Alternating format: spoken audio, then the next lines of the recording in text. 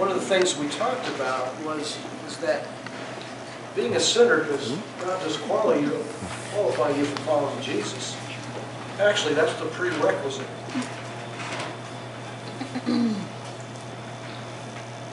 Unless, as Jesus said, I came for the sick.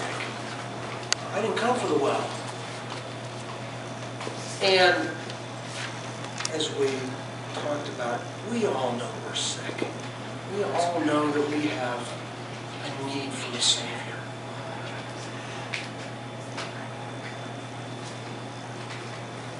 God can mold people that know they need help. You ever try to help someone that doesn't think they need help? How does that work? Not great. Lord, I want help, but I'm willing to change, but I know I need some adjustment, but very difficult. Very difficult. Being a sinner does not disqualify us, nor does being an unbeliever disqualify us from following Jesus. Everybody that followed Jesus initially were unbelievers. Everyone. And wherever you're at theologically, whatever's happened to you in the past, whatever has gone on, whether your faith is shaky or not, you can follow. Whether you understand this divinity thing, Jesus coming, through a virgin and all that kind of stuff, and whether it really makes quite a bit of sense or maybe doesn't make a whole lot of sense, just dive in. Just ask the questions all along the way. Being an unbeliever does not disqualify us from following Jesus. The religion says, change and you can join us. Jesus says, join us and we'll change. The people who changed were the ones that hung around Jesus. The closer you get to Jesus, the closer we get to healing and wholeness. Not a question. Ask the questions. And what's kind of interesting is that Jesus called all sorts of people. From Matthew, the tax collector, to, we're going to look at the passage today, a bunch of fishermen, Peter and the sons of Zebedee, and he just called all sorts of folk, different folk. Do you ever look around at a church or a small group and you just say, if I would choose this group, I don't know if I'd even be with this group. I wouldn't put this kind of people together. Jesus puts all sorts of people together. Right. There was this one lady came to this one small group. It was over in Worcester. And after the meeting, this was her first time. After the meeting, she said, "You guys are just a bunch of flakes." That's what Jesus does. He can make something powerful. We've had a couple flakes here this morning. Something powerful can happen with a bunch of flakes. It can stop all sorts of stuff. It can do all sorts of stuff. And a bunch of flakes get together. If Jesus puts them together, I tell you what, that's the church. Jesus helped form the church. The church isn't my idea. The church isn't your idea. The church was Jesus' idea. Change and you can join us. That's, I've heard people before, well, you shouldn't baptize them because, they got to go through this and they got to go through that. I mean, remember the first baptism that ever happened? There was Peter preaching, 3,000 souls got saved in one day. They baptized them when? Right away. Right away. They didn't go through, nothing wrong with teaching. Don't get me wrong.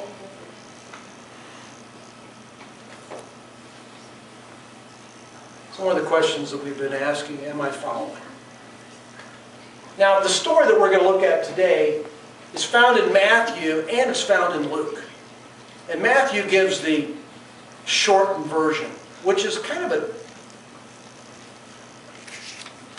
it's kind of a different version in that it just seems almost magical.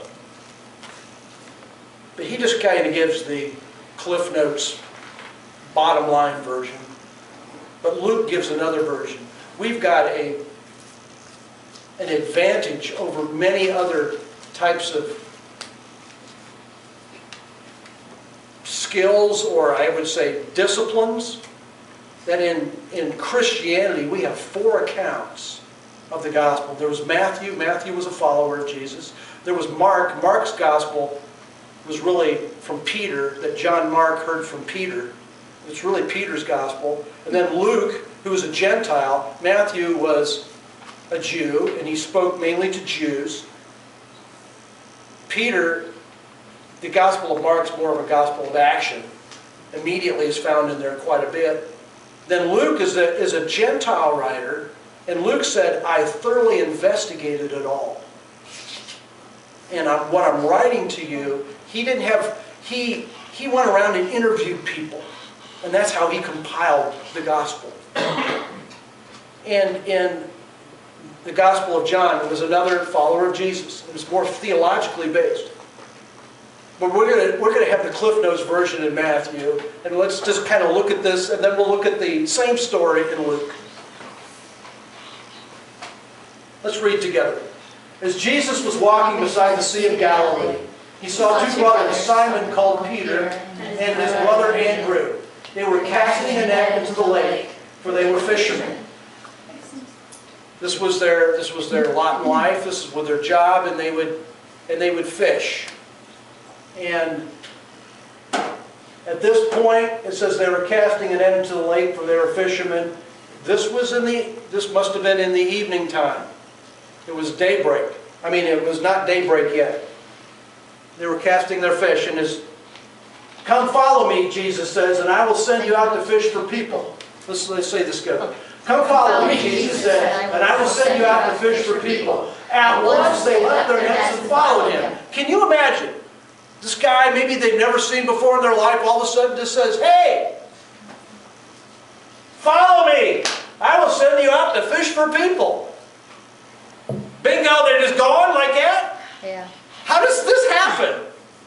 Well, Luke gives us an understanding of a bit more of what really went on. But this is sort of the bottom line. After a series of events, they followed him. But it almost sounds mystical. There's this guy that shows up on the shore. They're still casting their nets. It's dark out, I guess. And guess what happens? He just says, follow me. I don't know. There was a glow about him. I don't know what it was. I've been fishing for years, but I just thought I'd leave everything. And not only that, everybody else in the boat left too. Wow. No questions asked. Have you ever heard this one preached? You should just follow Jesus. God's calling you. Don't ask questions. Don't think about it. Just do it. This is commitment, folks. It's like, yes, no, maybe, I don't know. I need more info. Yeah, that's right. I don't know. I'm not sure if I can just do this, because now it goes on.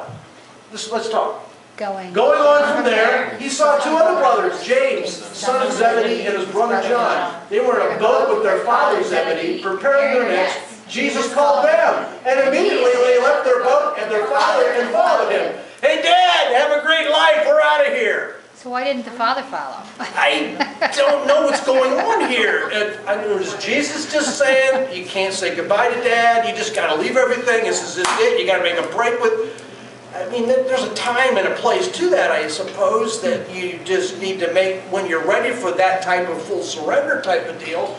But it appears that they just say, Dad, have a good life, tell Mom we miss her, and, we're out of here, and it just seems a bit too mystical to me, or a little bit out there to me. I think and Luke gives us an understanding of a bit more of what went on. Now, the Sea of Galilee is up here. Now, what's the definition of a sea? Now, if it says the Sea of Galilee, and in different other translations, it's the Lake of Gennesaret. Now, Is it a sea or is it a lake? Which one is it? Or how did... What now? It's all in your Is perspective. that how that works? Well, the sea would be bigger, isn't it? Now, what's the definition of a sea versus a lake?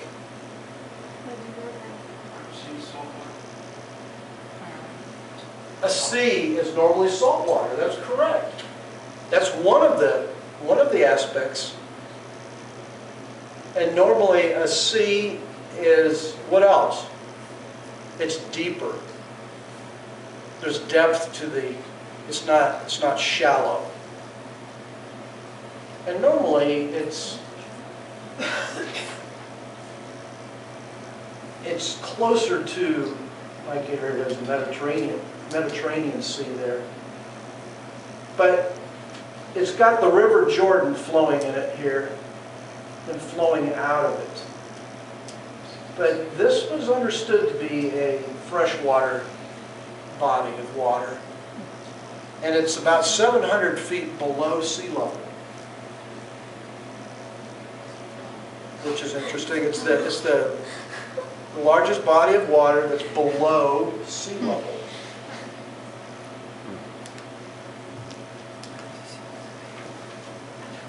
Here were the kind of boats that they had back then, something similar to this. And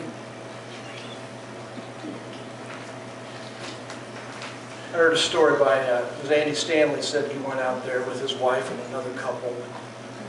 They went out to the Sea of Galilee. They're enjoying the Sea of Galilee, and they have these boats like this. And he says they have these boats for these Christians. And there was another Christian group out there, and they just kind of let the boat with him. And he says that these Christians were a little bit over the top. They were just, I don't know, just a little over the top for him. And he's a pastor. And when he says that they have speakers on there, and they're blaring Chris Tomlin out there, because they know that's what Christians want. And but there they are, they're traveling on the Sea of Galilee, and they're having their little Bible study, kind of church service, and they're kind of sitting over off to the side. And then he says, all of a sudden, the pastor opens this bottle and pours the water on the deck. And he says, how many want to walk on the water on the Sea of Galilee? Oh my gosh. You can go back home and say, I walked on the water. Oh, wow. On the Sea of Galilee. And he says these people were walking on the water and whooping and hollering. And they basically asked Andy, you want to join us? No, we will not. And we're going to tell the story, but maybe not like you want us to back home. But there is history there, and he says it was a good experience. And it was in one of these kinds of boats. Story in Luke. It's Luke chapter 5. It says, one day as Jesus was standing by the lake of Gennesaret, the people were crowding around him and listening to the word of God. Okay, now we've got a little more background. It appears that Jesus was there while they were casting nets. So Jesus came rather early, probably before the crowds came. Had a conversation, I imagine, with Peter and John, the sons of Zebedee. I think he connected in different ways as we piece this story together. And it says there were people that crowded around and listened. One of the first ways, and we're going to talk about this, one of the first ways that we follow Jesus is by listening. Asking questions. We need to be informed. What are we doing? What is this about? The listening stage, the learning stage of following. That's a huge stage in following Jesus. And we never leave this stage. But there's a time when that is the first major step that we make, is to say, I want to learn and find out.